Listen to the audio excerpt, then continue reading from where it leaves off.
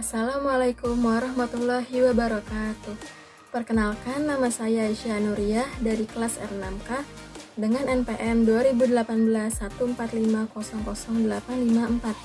Hari ini saya akan mempresentasikan PowerPoint dari proposal saya yang berjudul Hubungan Perilaku Konsumtif Remaja Perempuan Terhadap Pembelian Brand Image Kosmetik Korea di Jakarta Selatan. Pertama, saya akan menjelaskan tentang latar belakang dari proposal saya. Pertama, saya akan membahas yang ada di bab 1, pendahuluan, yaitu latar belakang. Berkembangnya teknologi saat ini mempermudah dan mempersingkat proses pertukaran informasi sehingga tidak heran jika banyak budaya yang masuk dan mempengaruhi gaya hidup masyarakat Indonesia. Salah satunya adalah budaya Korea yang mudah diterima masyarakat di Indonesia karena masyarakat Korea dan Indonesia berbagi nilai-nilai yang sama seperti demokrasi, ekonomi berbasis pasar, prinsip hukum, serta hormat kepada orang tua. Seni musik dan tari juga merupakan kesukaan masyarakat Indonesia. Seni musik dan tari juga melatar belakangi masuknya serial drama, film, dan musik Korea di Indonesia. Globalisasi budaya Korea Selatan atau Hallyu Wave berhasil memikat masyarakat Indonesia hingga saat ini. Keberhasilan globalisasi budaya Korea Selatan dapat membawa brand produk lokal mereka dikenal oleh banyak negara, termasuk Indonesia. Produk kosmetik Korea merupakan salah satu produk yang banyak menarik perhatian kaum perempuan di Jakarta Selatan, khususnya pada generasi muda. Target utama pasar dari para produsen produk industri kecantikan di Korea ialah para remaja, terutama perempuan selaku produsen. Alasan mengapa para remaja perempuan menjadi target utama pasar karena mereka mudah dipengaruhi dan mudah tertarik dengan fashion para artis Korea yang pada saat ini menjadi pusat perhatian atau panutan bagi para remaja perempuan dalam berpenampilan. Dikarenakan kegemaran para remaja perempuan terhadap artis Korea membuat mereka terperangkap di dalam kehidupan konsumtif. Karena tanpa sadar para remaja perempuan membangun fetisisme komoditas itu sendiri ke dalam diri mereka. Arti dari fetisisme komoditas adalah usaha yang dilakukan suatu industri agar para masyarakat melakukan pemujaan kepada produk sehingga merubah nilai guna barang menjadi nilai tukar. Ada beberapa faktor terwujudnya gaya hidup masyarakat konsumeris menurut Purwanti, yaitu yang pertama, meningkatnya berbagai jenis barang secara drastis dan konstan. Yang kedua, tren yang semakin bertambah sehingga terjadinya pertukaran. Yang ketiga, berkembangnya bentuk kegiatan belanja pada saat ini mulai dari pemesanan melalui kantor pos dan lain-lainnya.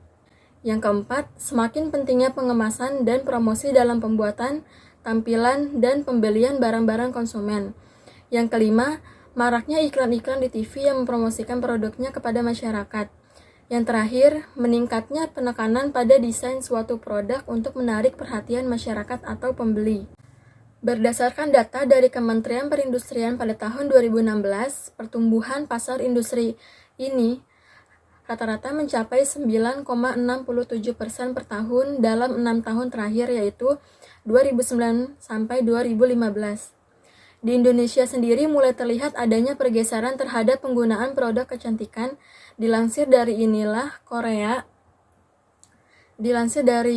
Koran 2018 bahwa tren penggunaan produk kecantikan kini tidak lagi berkiblat pada produk yang berasal dari barat dan mulai bergeser pada produk Asia, terutama Korea Selatan.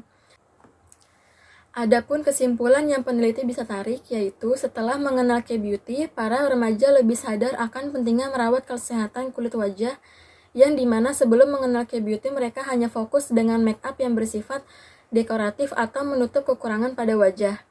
Oleh karena itu, berdasarkan uraian di atas, peneliti merasa tertarik untuk melakukan penelitian dengan judul Hubungan Perilaku Konsumtif Remaja Perempuan Terhadap Pembelian Brand Image Kosmetik Korea di Jakarta Selatan. Selanjutnya, identifikasi masalah.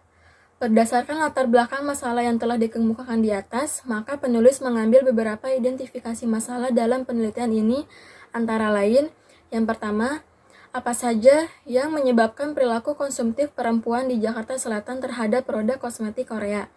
Yang kedua, seberapa besarkah dampak ekonomi dari perilaku konsumtif remaja perempuan di Jakarta Selatan yang membeli produk kosmetik Korea. Yang ketiga, bagaimana brand image kosmetik Korea mempengaruhi ketertarikan remaja perempuan di Jakarta Selatan untuk membeli produk mereka. Yang keempat, bagaimana perilaku konsumtif remaja perempuan di Jakarta Selatan yang membeli produk kosmetik Korea mempengaruhi perekonomian mereka. Selanjutnya yaitu batasan masalah. Berdasarkan uraian di atas, untuk lebih memperjelas dan memberikan arahan yang tepat, maka dalam penelitian ini penulis membatasi pembahasan masalah ini pada perilaku konsumtif remaja perempuan dan brand image kosmetik Korea di Jakarta Selatan. Selanjutnya yaitu rumusan masalah. Berdasarkan latar belakang yang telah penulis sampaikan di atas, maka peneliti merumuskan masalah dalam penelitian ini yaitu apakah terdapat hubungan perilaku konsumtif remaja perempuan terhadap pembelian brand image kosmetik Korea di Jakarta Selatan. Selanjutnya, tujuan penelitian. Penelitian ini dilakukan untuk mengetahui apakah terdapat hubungan perilaku konsumtif remaja perempuan terhadap pembelian brand image kosmetik Korea di Jakarta Selatan. Selanjutnya yaitu kegunaan penelitian. Dari penelitian ini, peneliti berharap dapat memberikan masukan bagi remaja perempuan di Jakarta Selatan agar dapat mempertimbangkan perilaku konsumtif mereka terhadap produk kosmetik Korea di Jakarta Selatan. Kegunaan penelitian bagi perusahaan yaitu semoga hasil penelitian ini dapat memberikan sumbangan ide-ide baru yang inovatif, kreatif, dan dapat memperkenalkan lebih jauh lagi brand image bagi para produsen kosmetik Korea di Indonesia. Kegunaan penelitian bagi karyawan diharapkan dengan penelitian ini dapat memberikan informasi tambahan tentang para konsumen terkait produk mereka. Kegunaan penelitian bagi penulis, penelitian ini dilakukan untuk menjadi bahan belajar dan evaluasi tentang teori dan praktek yang ditemukan di lapangan. Kegunaan penelitian bagi pembaca, dengan adanya penelitian ini semoga para remaja lebih mengenal tentang produk kosmetik Korea. Yang kelima, bagi peneliti lain, untuk menambah informasi dan pengetahuan dalam mengenal lebih jauh lagi mengenai hasil penelitian yang dilakukan untuk perbandingan dan sebagai rujukan bagi penelitian yang akan datang. Selanjutnya, saya akan membahas bab 2 yaitu landasan teori, kerangka berpikir, dan hipotesis. Yang pertama, landasan teori dari perilaku konsumtif. Menurut Sumartono, dalam penelitian Indah Rahmani 2018, perilaku konsumen adalah penggunaan suatu produk yang tidak lengkap, yaitu produk tidak habis pakai dan seseorang menggunakan produk lain dengan fungsi yang sama. Dalam penelitian Amri Rashid dan Vidita Karya 2021, Wahyuning Tias mengungkapkan perilaku konsumen tidak dapat dipisahkan dari kehidupan sehari-hari masyarakat yang hidup tidak hanya di negara maju, tetapi juga di negara lain dan negara-negara berkembang seperti Indonesia. Dalam penelitian Patricia dan Handayani 2014, Astuti mengungkapkan bahwa perilaku konsumen yaitu kecenderungan membeli barang pribadi atau kurang konsumsi barang lebih dibutuhkan daripada berdasarkan pertimbangan yang masuk akal. Dalam penelitian Fitriani et al. 2013, Tambunan menjelaskan perilaku konsumtif adalah keinginan konsumsi barang yang sebenarnya tidak diperlukan untuk mencapai kepuasan maksimum. Berdasarkan definisi di atas, maka dapat disimpulkan bahwa perilaku konsumen merupakan individu yang sering membeli barang yang tidak diinginkan. Hal ini dikarenakan individu tidak bisa menahan diri untuk membeli barang yang mereka butuhkan. Selanjutnya, faktor-faktor yang mempengaruhi perilaku konsumtif. Munculnya perilaku konsumtif di kalangan remaja dapat dipengaruhi oleh beberapa hal. Sebagaimana dikemukakan oleh Sumartono, munculnya perilaku konsumtif disebabkan oleh faktor eksternal dan internal. Adapun faktor eksternal yang berdampak pada perilaku konsumtif seseorang adalah kelompok referensi, kelas sosial kebudayaan, demografi, dan keluarga. Sedangkan faktor internal yang berpengaruh pada perilaku konsumtif seseorang adalah harga diri, pengamatan, motivasi, dan proses belajar, gaya hidup, kepribadian, dan konsep diri. Selanjutnya yaitu aspek-aspek perilaku konsumtif. Aspek perilaku konsumtif menurut Lestarina et al. 2017 adalah yang pertama, pembelian impulsif atau impulsive buying. Dari aspek ini terlihat bahwa perilaku remaja murni karena didasarkan atas keinginan mendadak atau keinginan jangka pendek, tidak perlu dilakukan terlebih dahulu. Dipikirkan tentang itu, jangan dipikirkan apa yang akan terjadi selanjutnya. Itu biasanya datang secara alami atau secara emosional. Yang kedua, pemborosan atau wasteful buying. Perilaku konsumen merupakan salah satu perilaku boros tetapi tidak menyadari permintaan yang jelas atau tidak didasari permintaan yang jelas. Yang ketiga, mencari kesenangan atau non-rational buying. Perilaku ini dilakukan untuk bersenang-senang. Satu arah yang dicari yaitu kenyamanan fisik. Dalam hal ini remaja merupakan sifatnya. Landasan teori yang selanjutnya yaitu brand image. Pengertian brand image menurut Kotler dan Keller dapat diartikan sebagai deskripsi citra merek atau dijelaskan produk atau layanan, termasuk bagaimana caranya agar merek bisa mencapai kebutuhan psikologis pelanggan atau kebutuhan sosial. Kebutuhan ini jika dirasa tepat, maka akan dibeli oleh konsumen ini dibutuhkan dalam kehidupan sehari-hari mereka. Yang selanjutnya, menurut Kotler dan Keller, citra merek atau yang biasa disebut brand image adalah banyaknya kepercayaan, pemikiran, dan kesan yang dipegang orang tentang suatu objek. Citra merek adalah persepsi dan keyakinan yang dianut oleh konsumen, yang tercermin dalam asosiasi dalam ingatan konsumen. Berdasarkan uraian di atas atau pengertian di atas, citra merek atau brand image merupakan gambar atau kesan yang dihasilkan merek untuk pelanggan. Penempatan citra merek di benak konsumen harus terus dilakukan untuk citra merek agar hal-hal yang diciptakan masih kuat dan tetap positif di mata konsumen. Saat merek memiliki citra sendiri, merek yang kuat dan positif di benak konsumen itu akan selalu diingat. Selanjutnya, faktor-faktor pembentuk citra merek ada dua.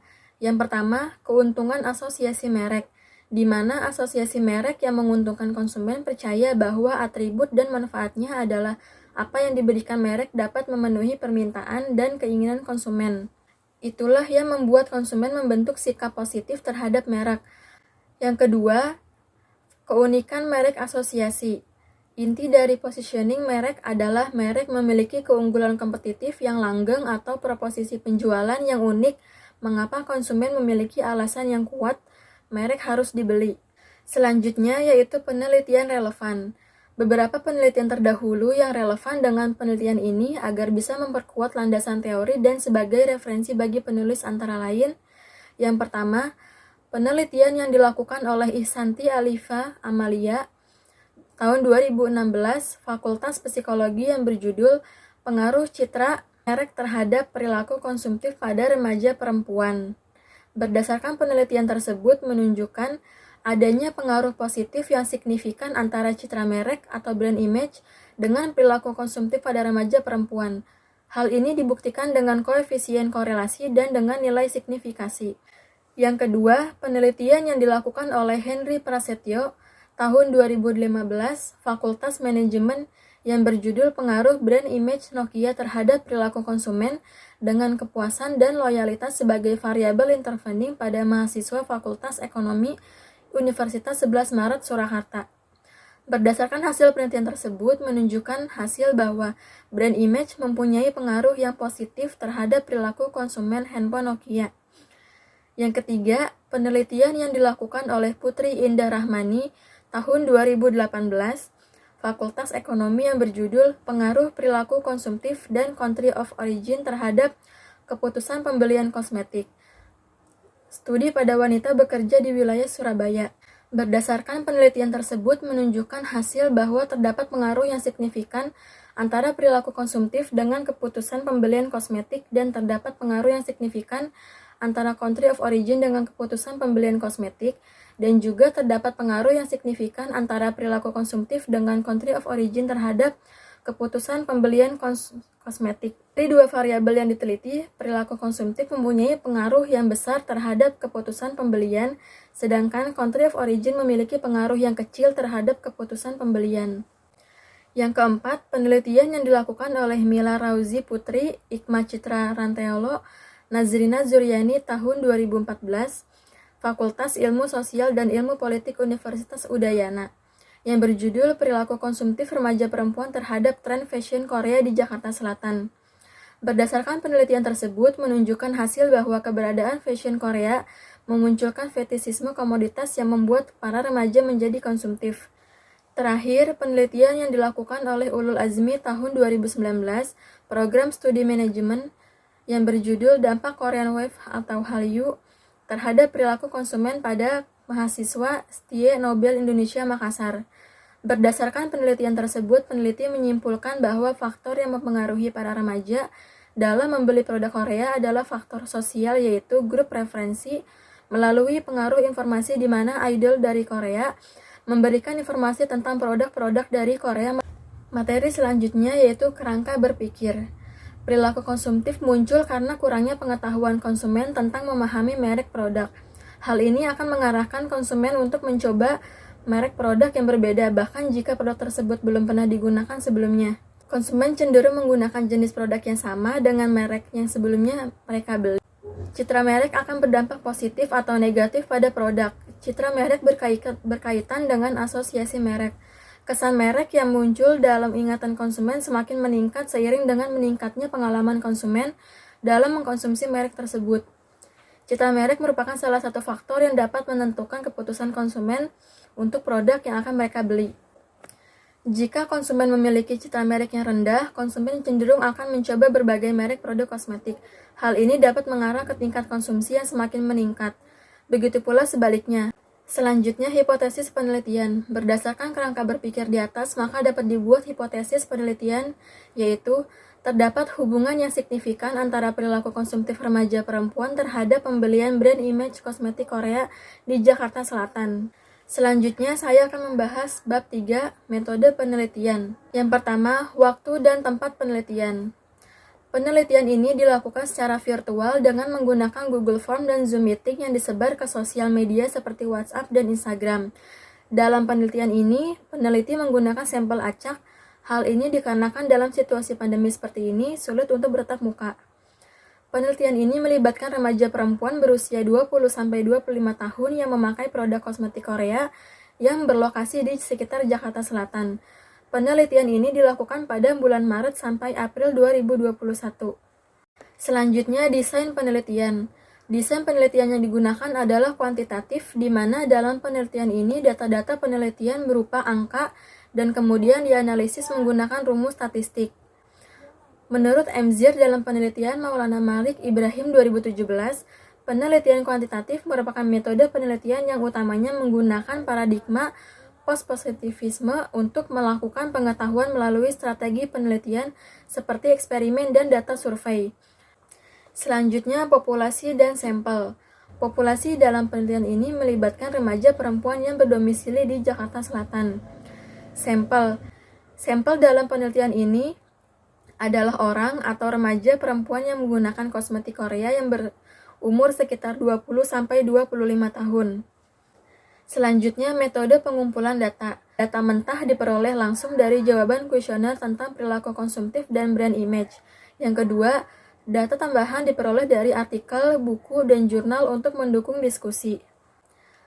Berikutnya, skor penelitian kuesioner. Simbol SS, yaitu kategori sangat setuju, nilai bobot 5. Simbol S, kategori setuju, nilai bobot 4. Simbol KS, kategori kurang setuju, nilai bobot 3. Simbol TS, kategori tidak setuju, nilai bobot 2. Simbol STS, kategori sangat tidak setuju, nilai bobot 1. Selanjutnya yaitu teknik analisis data. Teknik analisis data yang peneliti gunakan yang pertama yaitu analisis regresi linear sederhana, yang kedua analisis korelasi sederhana, yang ketiga analisis koefisiensi determinasi.